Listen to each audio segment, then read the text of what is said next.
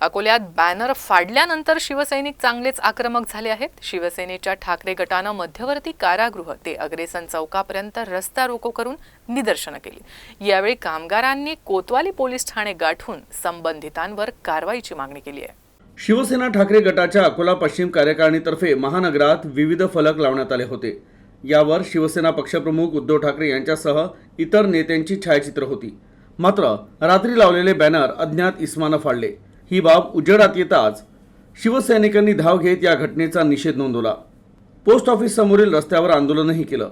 या आंदोलनात निवासी उपजिल्हा प्रमुख अतुल पवनीकर, उपजिल्हा प्रमुख गजानन बोराळे, अकोला पूर्वचे प्रमुख राहुल कराळे यांच्यासह शिवसेना ठाकरे गटाचे पदाधिकारी आणि कार्यकर्ते उपस्थित होते।